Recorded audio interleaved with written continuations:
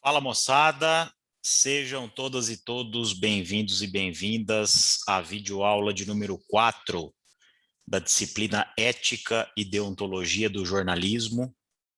A gente vai retratar neste vídeo o texto de número 4 do conteúdo programático da nossa disciplina, que é o texto que inaugura a dimensão jornalística da disciplina Ética e Deontologia do Jornalismo.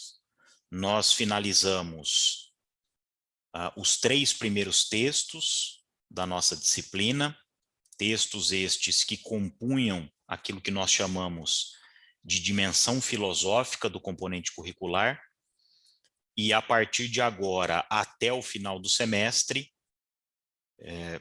permeando essa abordagem epistemológica com análises de caso e estudos que vocês vão produzir e vão entregar, a gente vai encaminhar, portanto, agora as reflexões sobre os conceitos de ética e moral dentro do contexto da atuação jornalística.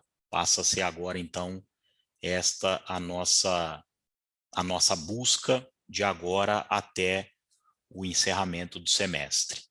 A gente viu na dimensão filosófica, portanto, que foi a primeira, anterior a esta, 3 textos, os 3 extraídos do livro do Adolfo Sanches Vasques, chamado Ética, e a gente procurou fazer, num primeiro momento, a distinção e encontrar ali as diferenças e as semelhanças entre ética e moral, um texto bastante introdutório.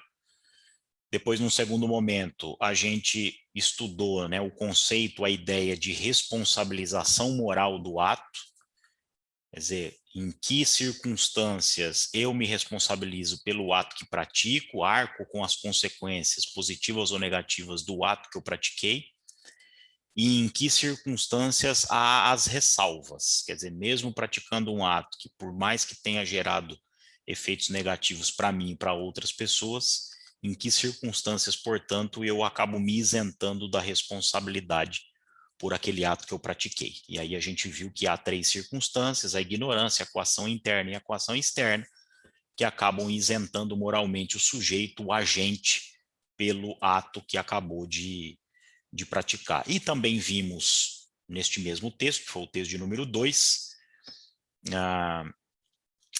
como é que 3 possibilidades, quer dizer, 3 pontos de vista a respeito deste assunto: o determinismo, em que a gente já nasce em um mundo no qual as coisas já estão estabelecidas e a nossa existência e, consequentemente, as nossas ações são meros resultados daquilo que já está colocado, que já está consumado, o que, portanto, extrai a responsabilidade, porque a gente, no final das contas, acaba sendo uma vítima, a gente acaba sendo títeres de uma realidade que já existe, e aí sobre isto não há como controlar as ações que praticamos.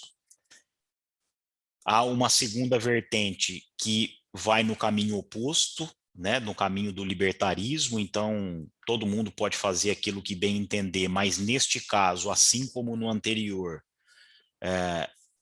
a liberdade está suprimida, porque se tudo pode, invariavelmente, num dado momento, a capacidade que as outras pessoas têm de fazer aquilo que elas desejam resvalará na minha própria existência, nos meus próprios limites, tirando, portanto, de mim a liberdade de agir. E aí a gente tem, então, uma terceira vertente, que é aquela que vai tentar ponderar, é aquela vertente que vai reconhecer que há um mundo estabelecido. Quando a gente chega a este mundo, algumas regras, sejam elas legais ou morais, já estão estabelecidas, mas que diante disso é possível fazer escolhas, e compreende também que a liberdade total não pode ser um direito absoluto, uma vez que, num contexto de liberdade total, quer dizer, qualquer ação feita por outra pessoa poderia, digamos, causar alguma intimidação e afetar a minha liberdade, o meu direito de não ser atingido pelo ato de alguém, né? Então, e é justamente isso, né, é justamente o valor da liberdade que não existe no determinismo e que não existe no libertarismo. A liberdade só existe num contexto de convivência moral, né, de liberdade civil, e é justamente o fato da liberdade existir, é só em função dela que há a possibilidade de existir a responsabilização. Então, quer dizer, nós vimos que fora da liberdade, fora da ação consciente, não há a possibilidade de existir a responsabilização, né? Então, foi isso que a gente tentou dar conta no texto de número 2. E no texto de número 3, o que nós fizemos foi identificar as diferentes correntes morais, né? Então, a gente passou por Aristóteles com o eudemonismo, passamos por Epicuro com o hedonismo, quer dizer, em Aristóteles a felicidade é o sumo bem, em Epicuro é o prazer, que é a busca final de todo indivíduo, até a gente chegar em duas outras correntes que aí sim, né, elas são muito contextuais ao âmbito do jornalismo, que são o utilitarismo, representado aqui por Jeremy Bentham e Stuart Mill, quer dizer, a maximização da felicidade, recorre a uma ideia já trazida por Aristóteles, mas agora não a felicidade como objetivo final da existência individual, mas agora a felicidade como maximização. Então, quer dizer, a minha ação será considerada boa, tanto mais ela conseguir levar felicidade a boa parte das pessoas, se me incluir nisso, tanto melhor. Para finalizar com Kant, que aí a gente já não está mais no utilitarismo, a gente está propriamente na deontologia, né, ou no kantismo, que é uma visão bastante inversa, né? Então, se no utilitarismo se privilegia uma mentalidade consequencialista, quer dizer, eu condiciono a minha ação, né? Quer dizer, a avaliação da minha ação, a avaliação moral ao resultado que essa ação vai gerar, na deontologia é o contrário. Então, eu não posso condicionar a minha ação ao resultado, ao desfecho, porque sobre ele eu não tenho nenhuma influência. Portanto, o fundamento da ação moral não deve estar no resultado, mas deve estar, então, não deve estar no princípio, no final, né, no desfecho, mas deve estar, então, no princípio, né? Então, é por isso que a gente já está aqui na deontologia, naquilo que a gente chama de uma concepção ética ou moral intencionalista. Então, o que vale é o princípio, porque o início da minha ação eu consigo controlar. Os efeitos, quer dizer, os desdobramentos da minha ação podem fugir ao meu controle. Então, o fundamento da moral precisa estar no começo e não pode estar no final.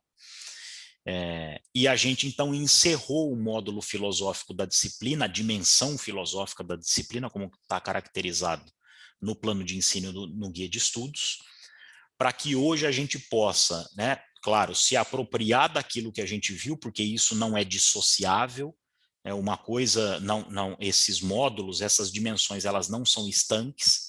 Então, da mesma maneira que a gente já procurou contextualizar o jornalismo na dimensão filosófica, a gente vai continuar trazendo as questões da filosofia para o âmbito do jornalismo.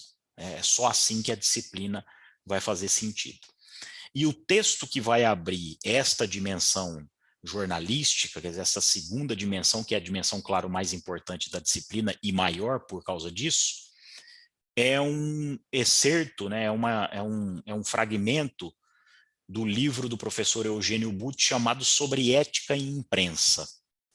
O livro também está apontado na nossa bibliografia básica, no nosso guia de estudos, e vocês vão contar, a gente vai trabalhar dentro deste livro com dois textos, que é o texto de número 4 e é o texto de número 6, que é o que nós vamos ver daqui a 2 semanas. Tá? E aí, neste ponto, é um texto muito pequeno, que é o texto 4, bastante introdutório, numa reflexão que o professor Eugênio Butti vai fazer sobre se é possível falar em ética da imprensa, né, em ética do jornalismo. Então, ele vai trabalhar ali com alguns exemplos muito ligados à atuação da Rede Globo, né, mais especificamente em relação ao movimento das diretas já, em 1984, a eleição de Fernando Collor de Mello à presidência da República em 1989, e depois as manifestações pelo impeachment deste mesmo presidente, 3 anos depois, em 1992. Então, o professor Eugênio Butti vai partir desses exemplos para demonstrar que a atuação da TV Globo, né, por intermédio dos seus telejornais, dos seus conteúdos jornalísticos, não conduziu a cobertura da maneira como tinha que fazer, e que isso naturalmente infringe um acordo que, se não está claro, embora esteja, mas se não estivesse claro, estaria tácito com o público, né? E a gente vai entender que a razão de ser do jornalismo é a sociedade, né? É evidente que o jornalismo está inserido num contexto capitalista e representado aqui por empresas que buscam o lucro, que buscam viabilizar financeiramente esses empreendimentos. Claro, os profissionais do jornalismo também dependem disso, quer dizer, dependem de um bom desempenho empresarial para que os seus salários sejam pagos, e a gente luta para que cada vez mais esses salários sejam de acordo com o trabalho que os jornalistas e as jornalistas desenvolvem e a importância que este trabalho tem no meio social e para a própria manutenção da democracia.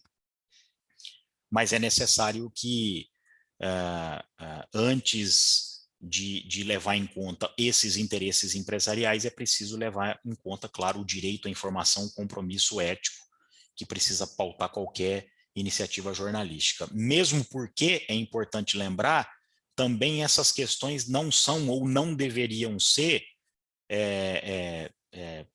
maniqueístas, né? Quer dizer, colocadas em polos opostos. Quer dizer, se eu busco uma coisa, eu não consigo outra. Quer dizer, para conseguir esta outra, eu preciso abrir mão da primeira. E não é necessariamente assim, ou pelo menos não deveria ser.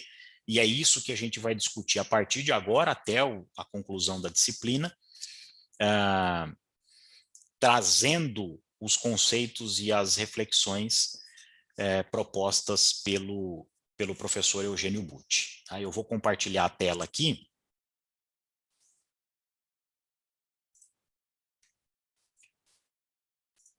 Para que a gente comece a fazer a discussão deste texto. Repito, é um texto bastante sucinto, o que ajuda, né, demasiadamente este nosso movimento de enveredar pelo campo da ética contextualizada ao jornalismo, para que depois a gente, né, com o auxílio de outros textos, a gente está no texto de número 4, nós vamos até o 9º texto, para que a gente então consiga fazer os debates, né, e as intervenções necessárias, citando a todo momento exemplos, mostrando os exemplos, tanto como a gente faz nas atividades síncronas, mas também durante as aulas, essas aulas aqui mais expositivas, para que a gente chegue, né, à nossa atividade da disciplina, tendo mais argumentos e tendo mais embasamentos para poder, né, levar adiante as discussões. O nome do livro, eu já mencionei, é sobre ética e imprensa. A bibliografia, né, a referência vai estar apresentada aqui ao final desta exposição, mas, repito, figura na bibliografia básica do plano de ensino desta disciplina. E aí o capítulo 2 é o excerto do livro que vai dar, portanto, forma a esta aula de número 4. E o título do capítulo 2 do livro, sobre ética e imprensa, é este: Faz sentido falar de ética na imprensa? Este é o questionamento que o professor Eugênio Butti faz logo de início, e aí ele vai, claro, chegar à conclusão ao final deste capítulo, que é um capítulo bastante curto, de que, evidentemente, vale muito a pena, e a gente deve cada vez mais fazer isso, que é falar de ética na imprensa, né? Discutir este assunto, que é muito importante. Tá? Então, como primeiro slide, né, e aqui trazendo várias questões importantes, ele vai abordar aqui o compromisso das empresas de comunicação.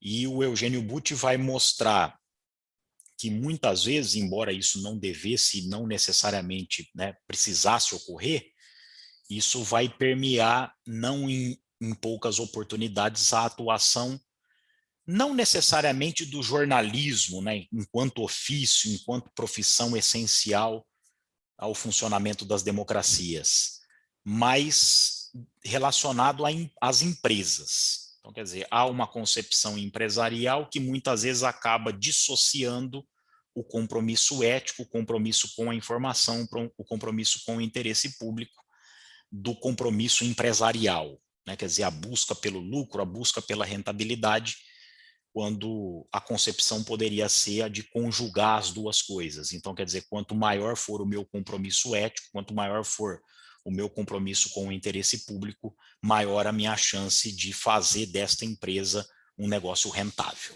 Né? Esta é a concepção que deveria prevalecer no nosso meio. Em alguns casos isto acontece, a gente verifica, né? Quer dizer, a razão de ser do jornalismo está sendo executada, e justamente por estar sendo executada é que isso viabiliza financeiramente aquele empreendimento. Mas em outras oportunidades isso não vai acontecer. Sejam por interesses econômicos ou por interesses políticos, vai haver uma separação, né, uma cisão entre o compromisso com a informação, o compromisso com o direito à informação e a busca pelo lucro, pela rentabilidade. Tá? Então, o primeiro item, o papel do jornalismo, ele vai traçar alguns aqui. Perseguir a verdade dos fatos, isso é importante. É claro que a verdade, do ponto de vista filosófico, ela é praticamente inalcançável, né, porque a gente vai se debruçar sobre um assunto que já ocorreu, ele já está perdido. Por mais que a gente tenha a capacidade de acompanhar este evento que nós estamos relatando, é difícil de captar todas as nuances, né, por uma limitação até de ordem física que a gente tem. Então, se a gente está fazendo a cobertura de um jogo de futebol e a gente está no próprio campo de jogo, não é possível, e nem haveria espaço para isso, de captar a totalidade da partida de futebol, né, em todos os seus acontecimentos, seja no acontecimento central, que é a disputa pela bola e a busca pelo gol, seja também naquilo que está nas suas adjacências, né, quer dizer, as instruções dos técnicos, o comportamento da torcida e assim por diante. Mas também não haveria, se a gente conseguisse, né, se houvesse uma capacidade cognitiva e técnica para absorver a totalidade do fato, não haveria espaço suficiente, né, no telejornal, na revista, no jornal, no programa de rádio, para incluir todo esse relato numa dada programação, num dado espaço. Então, é claro que no momento em que este fato ele é captado pelo jornalismo, ele é convertido numa representação.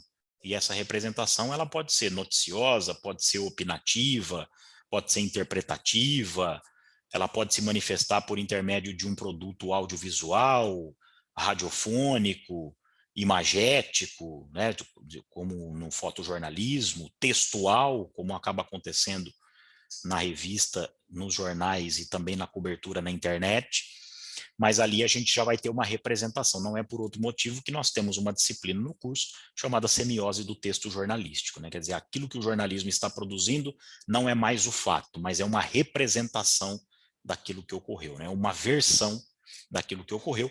E aí é claro que podem existir as distorções involuntárias, que são da natureza da nossa própria limitação, como podem existir distorções premeditadas. E aí é em cima dessas distorções que a ética, que é uma outra disciplina do curso, vai atuar. Né? Aqui a gente tem como ponderar, tem como avaliar.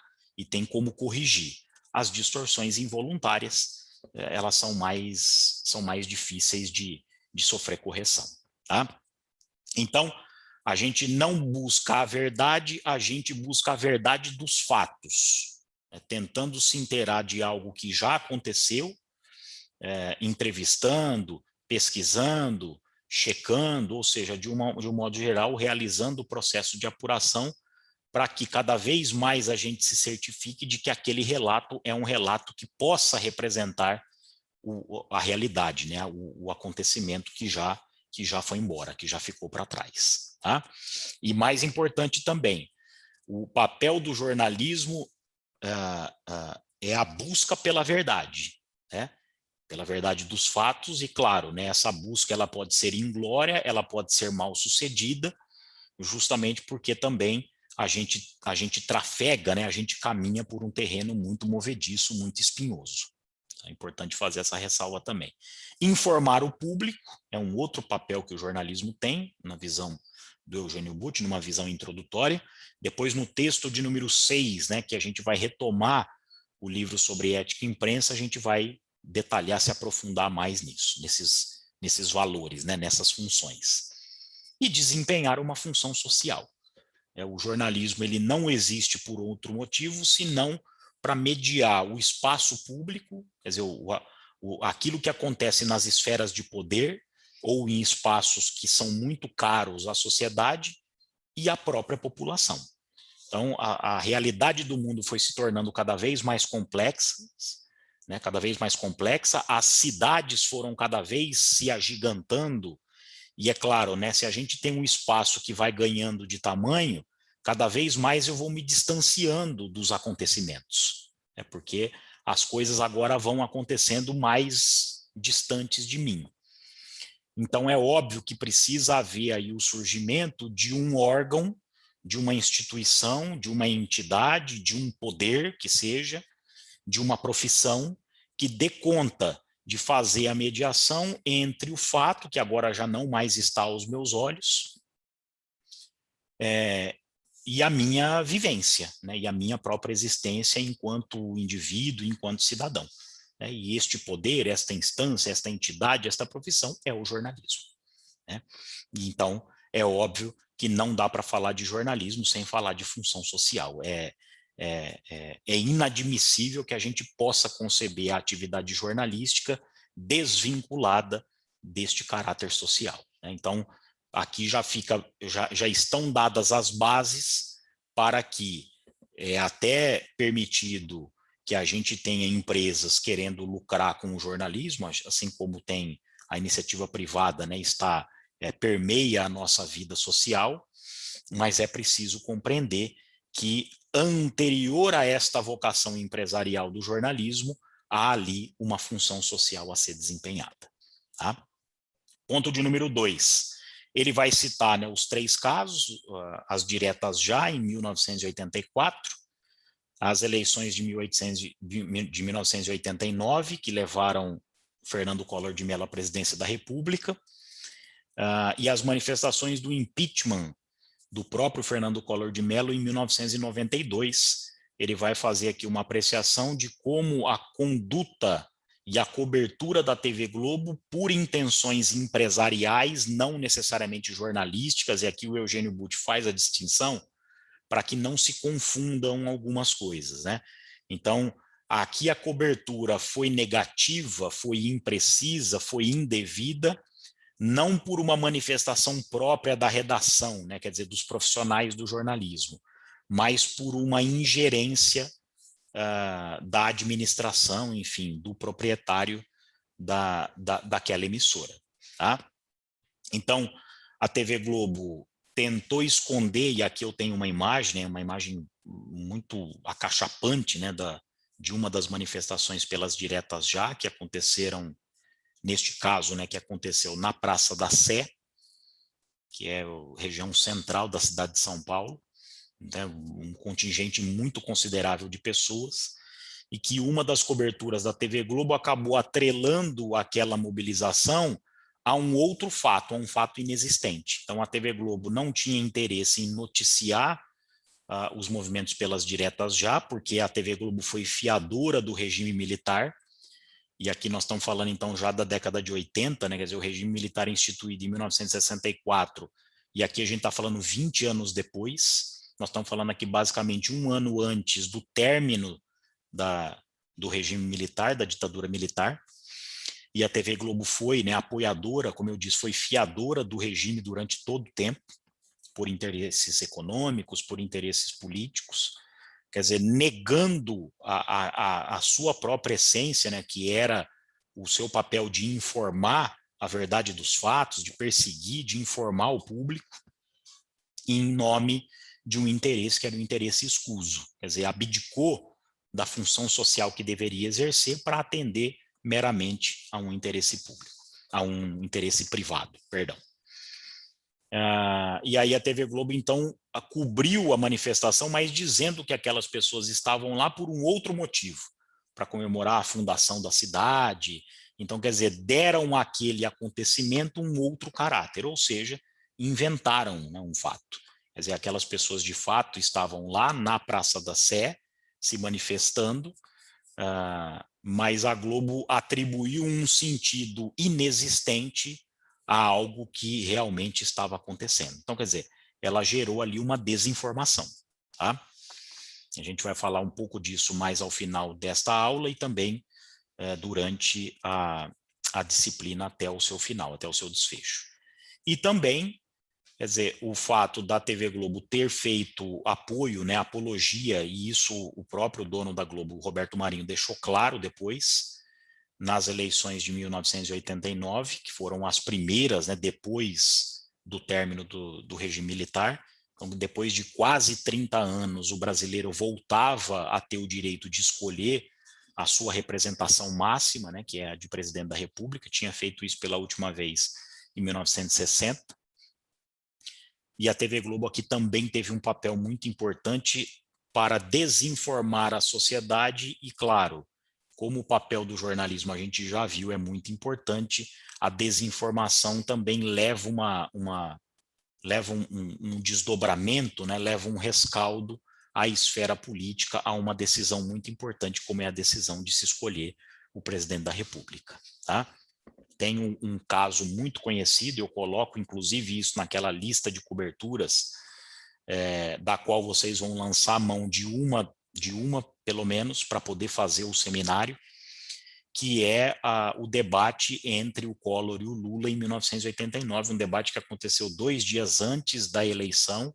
Havia ali uma disputa muito parelha entre os dois candidatos no segundo turno, e o debate editado pela TV Globo, porque até então ele não era transmitido de forma ao vivo, ele passa a ser ao vivo em 1994, justamente porque foi distorcido, foi manipulado em 1989, acaba gerando ali um cenário em que a vantagem do Collor sobre o Lula foi muito maior do que de fato ela ocorreu no debate que só foi transmitido ao vivo para as emissoras de rádio. Então é claro que aquilo, às vésperas da eleição, também pode ter gerado uma influência, pode ter induzido o público a escolher um candidato em detrimento de outro. Tá? Então aqui também é mais uma atuação que o Eugênio Butti vai trazer logo na abertura deste texto de número 4. E depois a cobertura do impeachment, quer dizer, como a TV Globo havia apoiado a eleição do Fernando Collor de Mello, não há problema nenhum nisso, né? É até saudável que as emissoras de rádio, de TV, os jornais, as revistas manifestem as suas posições políticas por meio dos seus editoriais, mas no conteúdo que a gente considera informativo e não opinativo, é preciso trazer o equilíbrio, né? Porque senão você desregula a balança e interfere diretamente na decisão das pessoas que, convenhamos, aqui se trata de uma decisão muito importante. Então, nas manifestações pelo impeachment, que começaram a acontecer 2 anos depois da chegada do Collor à presidência da República, a TV Globo só foi fazer a cobertura dessas manifestações muito tempo depois, quando já não tinha mais volta. Mas, de início, a TV Globo custou muito a cobrir o movimento que a gente passou a chamar de movimento dos cara-pintadas. Então, as pessoas passaram a sair às ruas manifestando a sua insatisfação com a presidência do Fernando Collor de Mello, e a TV Globo só foi dar conta de que era necessário fazer essa cobertura quando o processo já não tinha mais, já não havia mais recuo, né? Quer dizer, o Collor já era um político sem salvação. Mas a TV Globo relutou quanto pôde em fazer a cobertura dessas manifestações que cada vez mais foram ganhando coro na sociedade, redundando inclusive na renúncia do Collor para que ele não passasse pelo processo de impeachment. Muito bem. Agora, por que nós estamos falando disso, então? Né? Quer dizer, por que o Eugênio Butti vai trazer os exemplos das diretas, das eleições e do impeachment? Porque, especialmente isso que a gente chama de grande mídia, seja no campo da mídia impressa, da mídia ou da mídia eletrônica, esta grande imprensa possui uma relação forte com muitas pessoas, e não é por outro motivo que a ela a gente dá o nome, então, de grande imprensa. A grande imprensa, uma das suas características é justamente essa, é circunscrever ou estar circunscrita por um grande número de pessoas. Então, uma publicação que tem uma tiragem, uma circulação muito grande, né, do ponto de vista do jornalismo impresso, uma emissora de rádio e TV que é acompanhada, que é assistida, que é ouvida e que, portanto, tem uma audiência muito grande, porque na medida em que há o estabelecimento de um contato, de um veículo de comunicação que tem uma ideologia, né, que tem uma ascendência, com um grande número de pessoas, e aqui a gente está falando de acontecimentos da década de 80 e 90, quando a população brasileira não tinha acesso à TV por assinatura ainda, a internet não existia, o jornalismo na internet não existia, e que, portanto, estava limitada a uma cobertura de poucos veículos de comunicação, né? Então, a formação da sua opinião estava condicionada a poucos veículos de comunicação. Dentro desses poucos veículos de comunicação, a TV Globo sempre teve, por exemplo, o melhor sinal. Então, as pessoas acabavam preferindo, também em função disso, acompanhar aquilo que era produzido pela TV Globo sobre esses assuntos. Então, quer dizer, para uma parte muito ampla da população, aquilo que acontecia era aquilo que estava sendo transmitido pelo noticiário da TV Globo, né? Na medida em que isso também vai se descentralizando mais, embora a Globo ainda concentre, né, boa parte da audiência, mas não como acontecia na década de 80 e na década de 90, isso vai gerando um problema, tem ali um entrave que é preciso ser resolvido, né? Então, ter uma grande audiência significa ter a capacidade de influenciar mais a opinião pública, né? A opinião pública ela tá condicionada, né? Quer dizer, ela vai oscilando de acordo com as informações que vai recebendo, e as informações que recebe, muitas delas são provenientes do jornalismo, né? Qual que é o problema dos dias atuais? O problema dos dias atuais é que este monopólio da circulação da informação saiu do jornalismo, né? E naquilo que poderia ser algo positivo, né? Porque você pode ter também a circulação de informações por outros meios, não há problema nenhum. O problema é quando isso acontece por meios ilícitos, ou quando acaba deslocando a opinião pública e o debate público sobre questões importantes para um flanco, né, para uma lacuna que não é a adequada, né, que não é condizente com a própria realidade, que é o fenômeno que a gente vem vivendo, esse novo fenômeno da desinformação, que é catapultado pelas redes sociais, pelos aplicativos de mensagens, né, por esses dispositivos móveis, ou seja, a todo momento, todos nós somos capazes, né, de receber informações, encaminhar informações, produzir informações, emitir informações, e isso, claro, pelo quantitativo, pelo volume de informações que passa a circular no meio social, muito do que a gente passa a ter são informações improcedentes, e isso vai gerar um problema muito grande, que é este problema que a gente tem vivenciado no Brasil hoje, né, particularmente desde 2018, com muita intensidade. Mas essa é uma discussão para depois, né? Aqui a gente vai se limitar mais às questões de informação e desinformação no âmbito do jornalismo. A informação correta, desta forma, é essencial ao equilíbrio da democracia. Então, quer dizer, na medida em que nós deixamos de vivenciar uma democracia participativa e passamos a vivenciar uma democracia representativa, né, porque o mundo foi se tornando mais complexo, como eu disse, as cidades foram aumentando de tamanho, e aí os cidadãos já não eram mais capazes de deliberar sobre a sua própria realidade, como acontecia na Grécia. Roma já inaugura a democracia representativa, então a gente já tem aqui uma complexidade muito grande e é preciso eleger representantes para resolver os nossos problemas em nosso nome. Esta representação ela vai se dar no campo da política, né, com a eleição de vereadores, prefeitos, deputados estaduais, federais, senadores, governadores, presidentes, mas ela também vai se dar pelo jornalismo. Então, eu não tenho mais condições de presenciar os acontecimentos, então é necessário que alguma instituição se encarregue de fazer isso. Então, se encarregue de cobrir os acontecimentos e de levar esses acontecimentos, né, ou o relato sobre esses acontecimentos, até a população.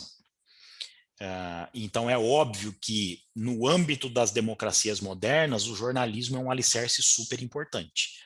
Por isso é que, quando ele é bem realizado, ele contribui para o fortalecimento da democracia. E quando ele é mal realizado, e a gente está aqui para enaltecer os bons exemplos e criticar os maus exemplos, a democracia sofre, né, como foram nos 3 casos que eu mencionei aqui. Então, quer dizer, o jornalismo se recusou a fazer o seu papel de origem e, desta forma, provocou abalos na própria democracia. Tá? O Eugênio Butti vai tentar fazer a distinção entre ética e etiqueta, então ele vai tentar, né, trazer para o âmbito da ética esta questão mais geral, mais importante, mais universal, digamos, do jornalismo, né? O desempenho da sua função social, o caráter de informar o público, o fato de perseguir a verdade dos acontecimentos, e vai distinguir daquilo que é tido como etiqueta, daquilo que é mais pontual. Bom, é recomendado ao jornalismo ouvir os 2 ou mais lados, se eles existirem. É evidente que sim, mas a ética não se resume a isso, né? A ética não se resume a ser muito educado durante uma entrevista, embora isso seja muito importante, né? Mas ela não pode se restringir a isso. E aí é claro que o Eugênio Butti vai atribuir a essas questões, que não são sem importância, como eu mencionei, a etiqueta. Elas são menos relevantes do que os valores maiores, mais genéricos, né, de função social, de interesse público e de verdade dos fatos. Tá? Então, a distinção entre ética e etiqueta é isso. Não significa dizer que a etiqueta seja algo irrelevante. Não é irrelevante. É importante que a gente, né, se porte corretamente durante uma entrevista, que a gente se apresente, né, e dê ciência ao entrevistado de que ele está emitindo ali depoimentos que vão ser usados numa matéria jornalística. Tudo isso é importante. Evitar a invasão da privacidade, né, essa coisa muito ostensiva que muitas vezes acontece em algumas transmissões, em algumas publicações jornalísticas, mas há valores muito mais importantes e esses valores sim é que estão no campo da ética propriamente. Tá? E aí ele vai colocar para nós que é importante discutir a ética do ponto de vista do jornalismo, porque muitas vezes os profissionais erram tendo a possibilidade de acertar, né, naquilo que nós chamávamos de distorções premeditadas, mas o que está em jogo nesta discussão inicial é a ética das empresas. Então, quer dizer, quando é que digamos, o âmbito, né, a esfera empresarial do jornalismo vai parar de interferir no próprio trabalho do jornalista? É este questionamento que o Eugênio Butti faz e é esta pergunta que vai permear toda a sua apreciação neste texto. Então, há interesses comerciais por trás das empresas, e é justo que eles existam, até o momento em que esses interesses corrompem, prejudicam o trabalho do jornalista, né, prejudicam o papel de informar a população de maneira correta, porque a gente sabe que, se o contrário for feito, as democracias estão em risco. Tá? Continuando, né, a razão da existência, então, do jornalismo é o direito do cidadão à informação. Né? O jornalismo não existe por outro motivo senão por este. Não é que alguém teve a ideia de ganhar dinheiro com o jornalismo. É que o jornalismo parte do princípio de que é necessário levar informação à sociedade e que, portanto, este valor antecede o seu caráter empresarial. Então, existem aqui duas possibilidades dentro do jornalismo. Como eu disse, elas não precisam necessariamente se excluir, embora isso aconteça em muitos casos. Mas, se for para priorizar uma delas, é preciso priorizar o direito à informação antes do interesse comercial. Né? Se houver aqui um conflito de interesses, o que deve se sobressair é priorizar o direito do cidadão à informação. Né? Porque é justamente isso que redunda, que faz com que concebe, né? Quer dizer, que gesta o próprio jornalismo. Tá? A transformação do jornalismo em mercadoria não é, portanto, o seu fundamento. Então, quer dizer, o fundamento do jornalismo é o direito do cidadão, é o direito que o cidadão tem à informação, e a transformação do jornalismo em mercadoria não é fundamento, é consequência. Então, quer dizer, depois que o jornalismo se consagrou, se constituiu como uma esfera capaz de garantir ao cidadão o direito à informação, é que surge a possibilidade de ganhar dinheiro com este negócio, né, com esta prática que se transforma em negócio. Então, até por uma questão de ordem, é necessário, se houver o conflito, priorizar aquilo que veio primeiro. Né? É uma questão até de critério. Corromper o jornalismo é corromper a sociedade, justamente por aquilo que nós falávamos no slide anterior, no sentido de que o jornalismo tem uma audiência em torno de si e, portanto, provoca reações, provoca ações, provoca movimentos por parte das pessoas, já que tem ali uma capacidade de influenciar a opinião pública. E se a gente também partir do princípio de que nós só podemos ter o contato com a realidade por intermédio do jornalismo, não só porque as cidades aumentaram e a nossa realidade se tornou mais complexa, mas porque a gente tem outros tantos compromissos ao longo do dia, né? Então, eu preciso ir à faculdade no período da manhã, no período da tarde eu preciso ir para o estágio, de repente à noite eu tenho outros compromissos aí a fazer, de maneira que a gente cada vez mais está ficando fisicamente distantes do fato. E aí, se a gente está ficando distante do fato, é preciso criar, então, uma instituição, uma instância que tente suprir essa ausência, né? Suprir esta deficiência. E essa instituição é o jornalismo. Então, a interferência, né, quer dizer, o trabalho negativo do jornalismo pressupõe também um prejuízo à sociedade. A gente não pode desvincular uma coisa da outra, porque o jornalismo ele não tem existência própria, né? Ele vive em função da sociedade, né? Ele não é uma entidade isolada do mundo, muito pelo contrário, né? Ele só faz sentido fixado no mundo. Quer dizer, tanto porque o que ele relata é o relato de coisas que estão acontecendo no mundo e ele faz este relato para alguém. Né? Então, ele não tem e nem poderia ter, digamos assim, vida própria a ponto de poder decidir, olha, eu não estou com preocupação nenhuma sobre isso, se eu estou relatando aconteceu ou não, e eu também não estou preocupado se o público que vai ler o que eu estou escrevendo vai ser prejudicado. Não, o jornalismo não é isso, né? É, na verdade, um movimento totalmente contrário. ele vai fazer, o Eugênio Butti, a oposição, né, entre o direito à informação e os interesses econômicos e políticos, que infelizmente muitas vezes acabam incidindo sobre a atuação jornalística.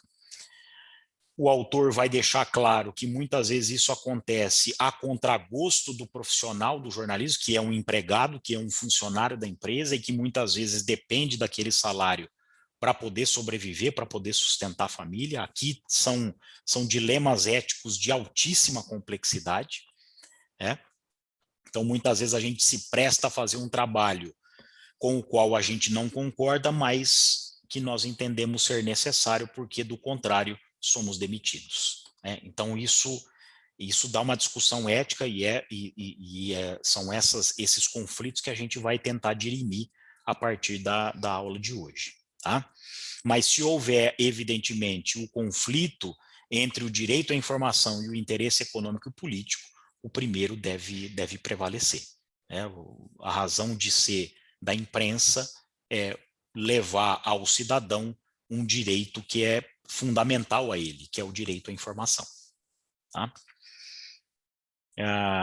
Aqui ele vai remeter a um conceito também que a gente viu muito na dimensão filosófica da disciplina, que é a questão do vale tudo, né? A gente não falou nesses termos, mas a gente falou em libertarismo, quer dizer, a gente vai viver num mundo em que pode tudo e este poder tudo vai infringir invariavelmente a minha liberdade, ou a gente vai viver num mundo em que, de cara, eu não posso fazer o que eu quero, mas é justamente este valor que garantirá um maior lastro de liberdade para a minha ação, que é o que ele está chamando de boa convivência.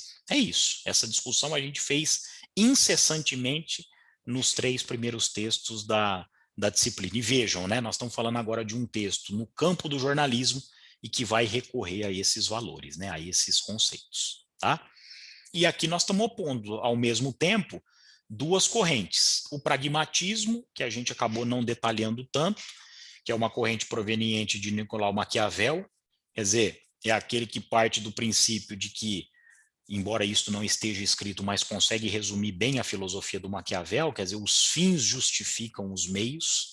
Então, quer dizer, independentemente do que eu faça durante a trajetória, se o resultado da minha ação for positivo, então a minha ação pode ser considerada uma ação boa, né? Os fins justificam os meios significam basicamente isso. E aqui, é claro, assim como o utilitarismo, o pragmatismo também está situado numa lógica consequencialista. Então, o fundamento da ação moral não está no princípio, está no desfecho, está lá no final, está na frente.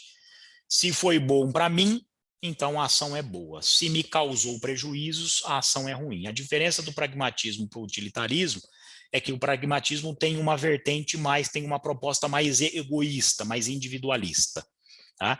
Enquanto que o utilitarismo, até por uma questão muito óbvia, tem uma preocupação, digamos, mais coletiva, né? Já que é a maximização da felicidade, o que não significa dizer que seja uma concepção correta, né? A gente já discutiu bastante isso no texto anterior, mas está opondo, né?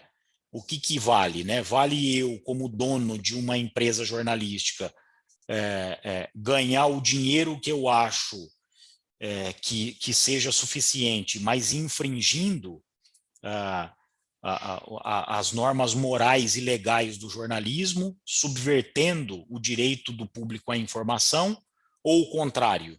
Quer dizer, não, mesmo que esta notícia seja veiculada, e é correto que ela seja veiculada, eu vou perder aqui, de repente, um anunciante, um patrocinador, mas o correto é que a informação seja noticiada, por quê? Porque ela procede, né? E isso vai levar até a sociedade uma informação que vai contribuir para que ela atue de maneira melhor. Então, se houver conflito, é preciso priorizar a boa convivência, é preciso priorizar o direito à informação, é preciso priorizar a deontologia. Porque se o pragmatismo tem o seu fundamento na consequência, a deontologia, como nós vimos, vai se basear em princípios. O fundamento da ação moral está no começo e não no desdobramento e não no final da sua ação, porque as consequências da ação não estão muitas vezes sob o alcance do agente, tá?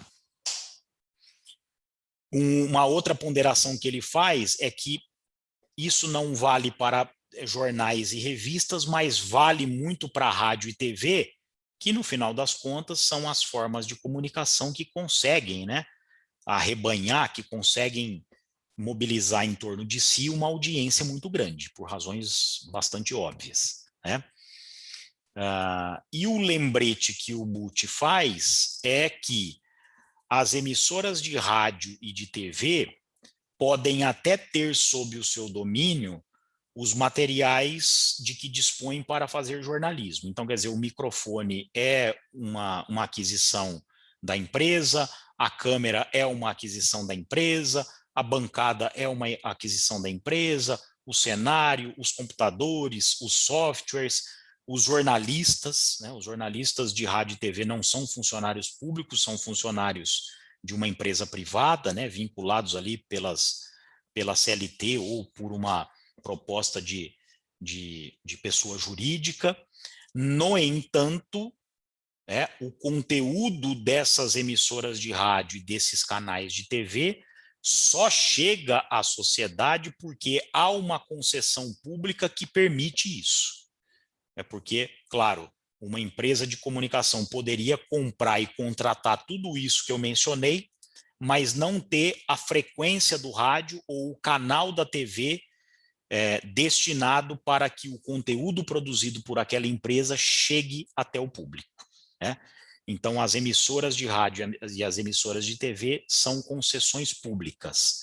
Quer dizer, a comunicação é um direito público, como o Estado não tem condição de levar a comunicação, né, as informações para a sociedade, e este também nem é o seu objetivo principal, há outros objetivos, há outras funções que o Estado tem que arcar, como saúde, educação, por exemplo, segurança pública, e aí então abre-se a possibilidade para as empresas privadas fazerem isso mediante concessão pública. Então o direito continua sendo um direito do público, por isso é que cabe ao Estado, né, reger, avaliar, regular essa atuação, né? Em princípio, ficava muito preso a uma decisão da própria presidência da República, e atualmente isso depende do Congresso Nacional, né? Passa pelo Congresso a renovação ou a autorização de uma nova concessão, tá? É preciso ter isso, e os veículos precisam ter isso em mente. Quer dizer, não é porque ali aparentemente é uma iniciativa privada, né, com funcionários próprios, materiais próprios, equipamentos próprios, que pode fazer o que bem entender. Não pode. Não pode. No caso do rádio e da TV, menos ainda, porque elas só podem funcionar mediante concessão pública, tá? E a desinformação, então, que é um assunto super recorrente nos dias de hoje, mas aqui a gente não está falando da desinformação que circula pelos aplicativos de mensagem, pelas redes sociais, mas da desinformação ocasionada pelo jornalismo, e nós trabalhamos nesta aula aqui os 3 exemplos, simboliza a falta de compromisso. A falta de compromisso com quem? Com o cidadão, que tem direito à informação. A falta de compromisso com o público, que só pode vivenciar uma democracia saudável tanto mais a atuação do jornalismo for satisfatória, for adequada, quer dizer, estiver enquadrada naquilo que a própria democracia e que o próprio público espera. Quer dizer, há necessidade, portanto, de fazer a mediação entre as esferas de poder, entre os acontecimentos e o público, de modo a não fraudar a função social, a busca pela verdade e o interesse público daquela parte que é a parte mais interessada e que é a razão de existência do jornalismo, que é a sociedade e a própria democracia. Tá certo? Aqui a gente tem, então, a indicação bibliográfica do livro do Eugênio Butti. A gente, repito, vai voltar a trabalhar mais um outro capítulo, um capítulo mais extenso, mais aprofundado, sobre a ética jornalística, daqui a 2 semanas, no texto de número 6. É isso.